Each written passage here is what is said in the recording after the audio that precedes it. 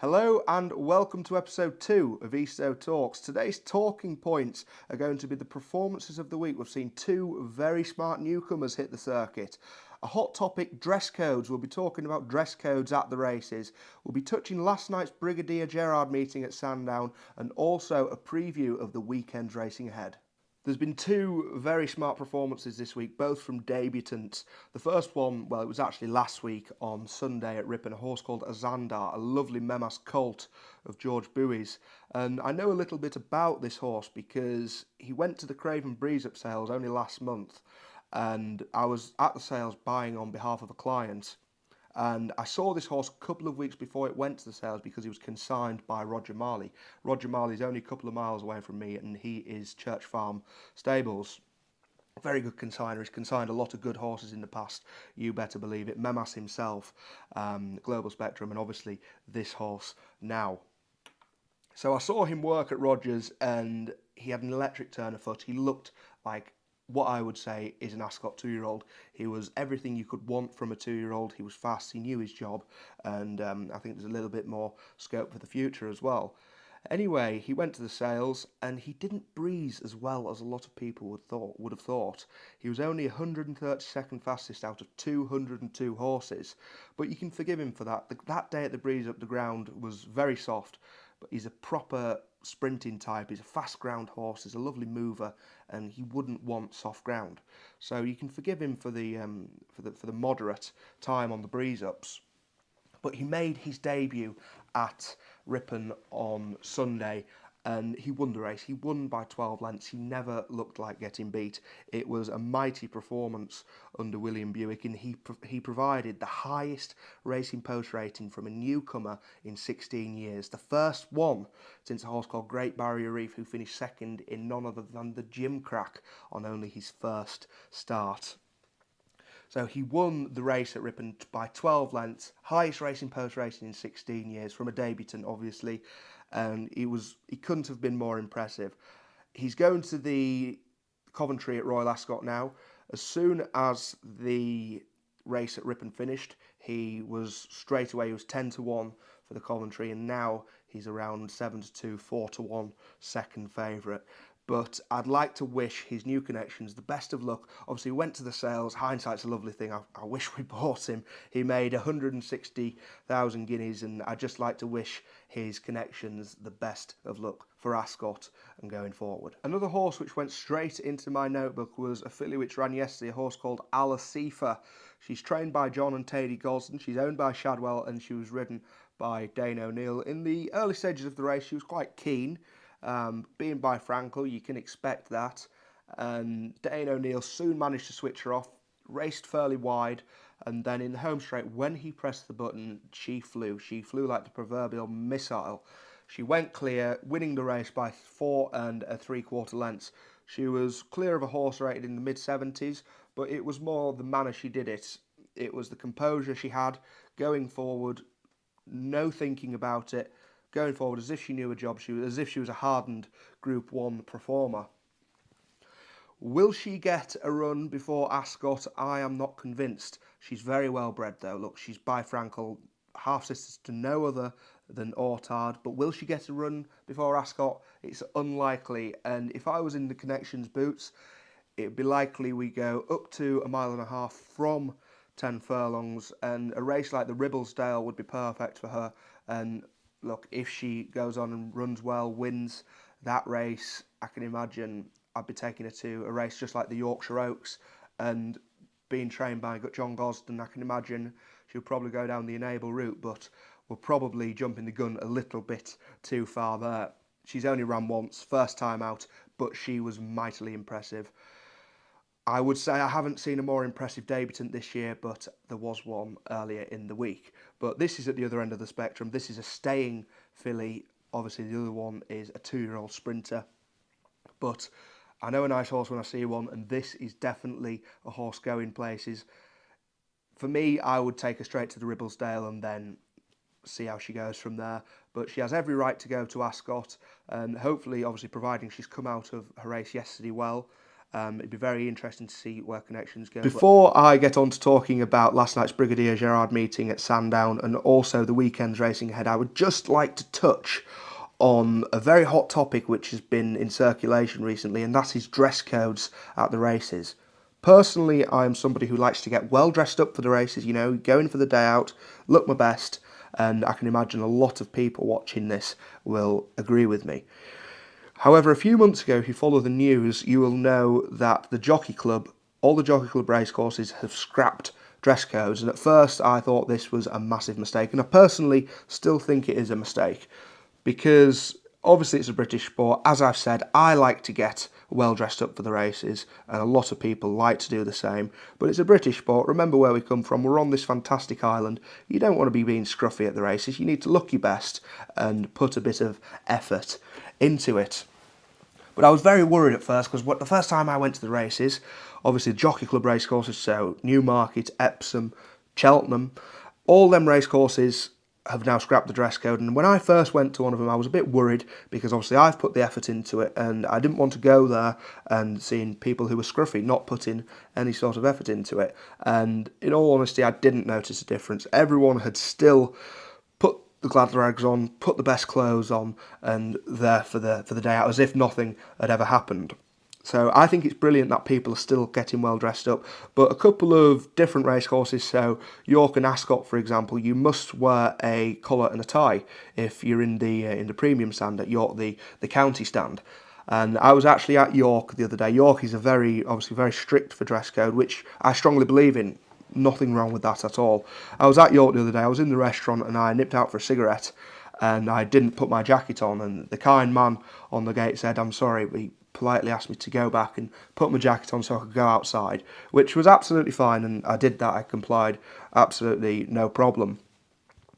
But York have announced this weekend for the racing, the racing on Saturday, that you are allowed to take your jacket off, but you still must wear a collar and a tie, which again, to me, is totally acceptable. But don't forget, if you're going racing this weekend, do your country proud and get well dressed up. Now I've had my say on dress codes, I'm very happy. As I mentioned in my first episode, I'm a person who likes to make my opinion known, and I think I've got the point across.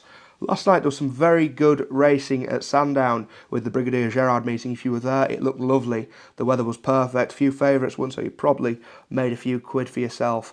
I've only been to Sandown once in my life, and it's very, very easy to access. It's only 20 minutes on the train from central London to a train station, which is a 2-minute walk away from the racecourse. So again, it's very easy to access. And once you're in there, I've noticed that the viewing is fantastic. You can see the whole track, and because you're almost looking down on it, you can see the whole track, and the atmosphere is brilliant. And as I say, when I went, I had a really good day. But there was some great racing there last night, obviously, for the Brigadier Gerard meeting. And one of the main races was the listed National Stakes. And it was won by a horse called Elite Status. And Elite Status is now 2 from 2. He won at Doncaster, this lovely colt by Havana Grey. He won at Doncaster on debut. He was well sported that day. It was no secret that Connections thought a lot of him, and he won very impressive at Doncaster on debut. This is only his second start last night, and he was drawn 6. Usually at Sandown, because the sprint track is in the middle of the track, not like any other racecourse. It's actually like Paris Longchamp, because the sprint track is in the middle of the track, and it's just it's a straight 5 furlongs, and usually you want to be on the far side rail. The jockeys call it the Golden Highway. However, this Elite Status was drawn 6, so it wasn't a horrendous draw, but you'd have probably preferred to be drawn more towards the far side rail. But Elite Status last night, Cliff Lee rode him, and he travelled through the race like a dream. And to be honest with you, he was the only horse in the race. He won by 5 lengths. He was very impressive.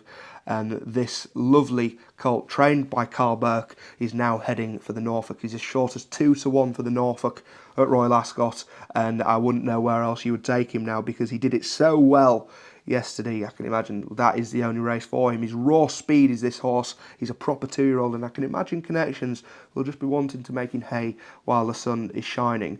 But the main race last night was obviously the Brigadier Gerard Stakes, Group 2, and it was a very good renewal of the race.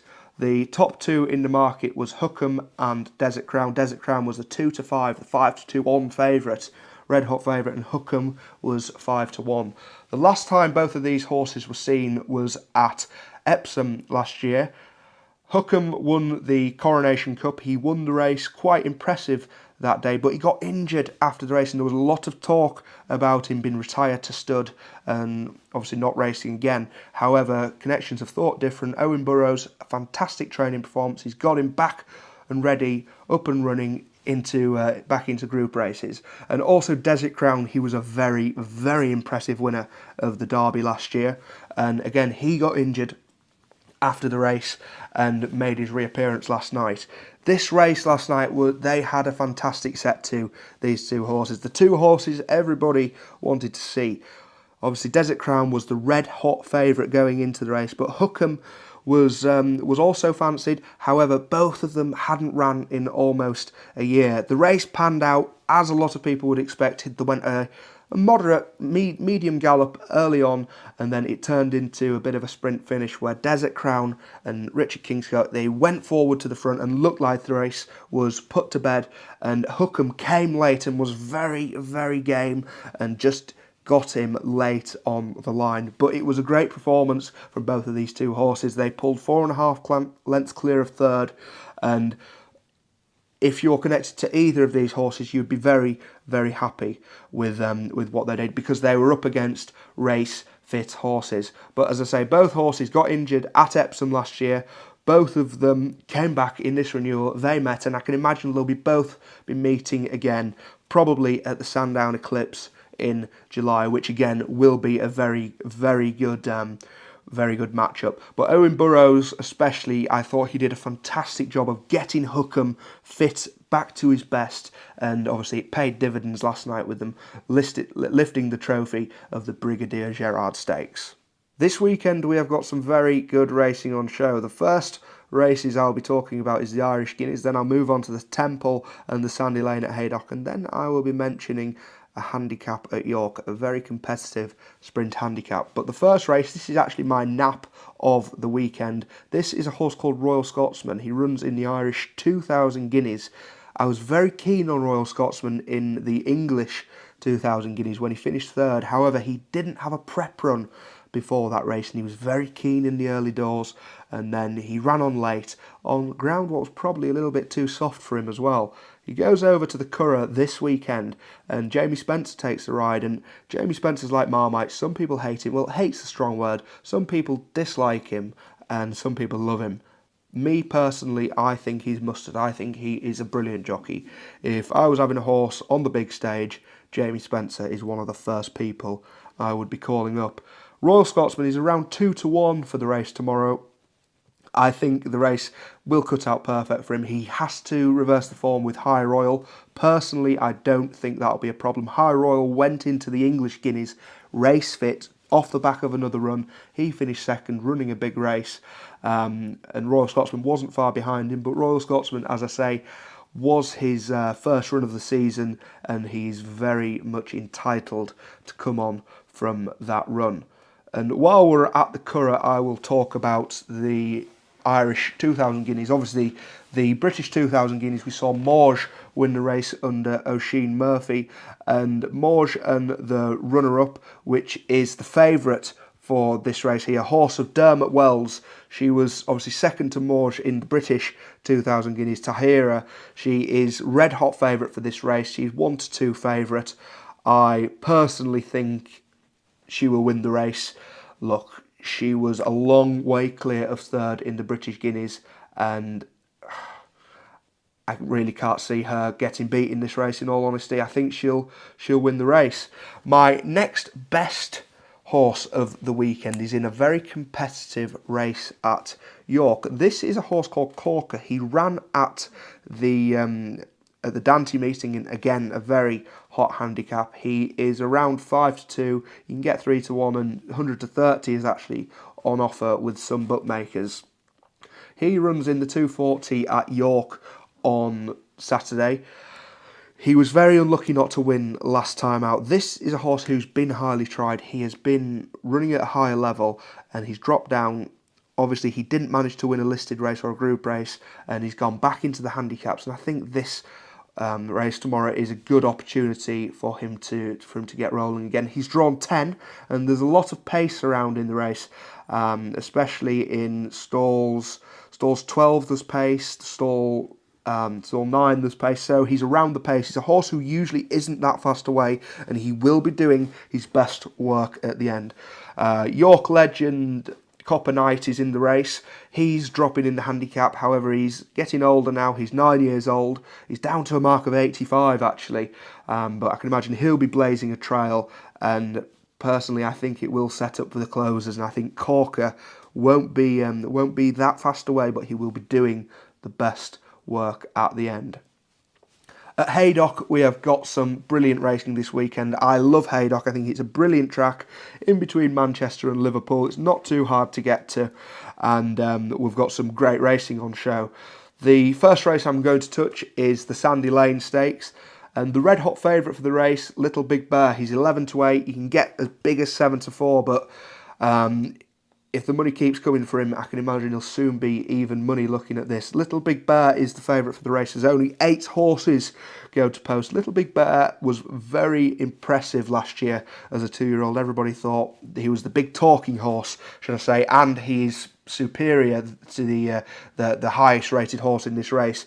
The second highest rated is actually it's £10 behind him. So he's by far the highest rated horse in this race off a mark of 124. And he was very disappointing last time out in the British Guineas. However, he did finish lame afterwards. Personally, did I think he was a Guineas horse? No. He's back to 6 furlongs. I can imagine he'll run a good race, and then the all eyes will be towards the Commonwealth Cup at Royal Ascot. Obviously 6 furlongs, 3-year-olds only. I think that'll be the race for quite a few of these horses. But Cold Case is the horse which would be my fancy in this race. I'm not going to be getting stuck into the race. It's more of a watching spectacle. And also a horse called Al Dazim. He was a revelation in Dubai over the winter. This is his comeback run. Obviously he's only had a couple of months off, but connections again have made that very clear that the Commonwealth Cup is the target for that horse. But there's quite a few good horses in this race. But Cold Case I will be keeping a close eye on, and I personally do think he will run a good race. The other race on the card, 5 furlongs, fast and furious, the Temple Stakes. We've got some very fast horses in this, a couple of 3-year-olds up against the older horses, which are the Platinum Queen. She was a revelation last year. She was second in the Nunthorpe to Highfield Princess, and then she won the Group 1 Prix de l'Abbé at Paris Longchamp on Arc Day. She's the current favourite for the race. Also Dramatised. Dramatised was a very good Royal Ascot winner last year. She was a very fast filly. She didn't manage to win the Lowther at York, but she has some very good form to her name. And then she went over to America for the Breeders' Cup and ran very well. I think them 2 horses, obviously, they are getting weight to some of the older horses, and it is both of their reappearances this year. So as sprinters go, you can't always get them 100% fit at home. I always think you need to give them a run to bring them on, and that is the case with a lot of sprinters. Neither of them are confirmed, or as I say, confirmed to have trained on over the winter, and that is a case. And I personally, 1 and 2 favourites, I wouldn't want to be getting involved in them, especially at the prices. This race is no doubt going to be fast and furious, and I am drawn toward a horse called Twilight Calls, this son of Twilight Sun, trained by Henry Candy. This horse made his debut a few weeks ago, his seasonal debut, should I say, 3 weeks ago, on ground which was too soft for him, and I think he'll come on from that. He finished 9th that day, he finished out the back, but he is entitled to improve from that. And we know, it's no secret, that this horse is all quality, and he does run well at Haydock, and the race should suit him. It will be fast and furious. I think this horse will be tracked behind the leaders. He's drawn in the middle. He's actually drawn next to the Platinum Queen, and the Platinum Queen, I can imagine, she will go forward very fast, very fast filly. She will go forward, and then I can imagine Connor Beasley on Twilight Calls will be tracking the pace. But this is a very warm renewal of the Temple Stakes, and I can imagine the winners will be looking towards the King's Stand at Royal Ascot. But a very good race. We've got some great racing on show this weekend. But as I said, my nap is the Royal Scotsman in the Irish 2,000 guineas, and my next best is Corker running in the handicap at York. But we've got a couple of good Group 2s, both at Haydock with the Temple and the Sandy Lane. Neither of them are betting races for me. I will be watching them both with a peeled eye, hoping to build up some of them form lines, and I'll be looking forward to seeing the results on Sunday morning. And if we have a winner or two, I'll be having a beer on Saturday night. So if you're in York, I will be there. And also, just touching back again to what I mentioned earlier on, if you're going racing this weekend, do your country proud, get well dressed up, and have a good time. As always, thank you very much for tuning in. We've got some great racing, and if you're at the track and you see me, come up to me, we'll have a beer, and we'll have a great time. Thank you.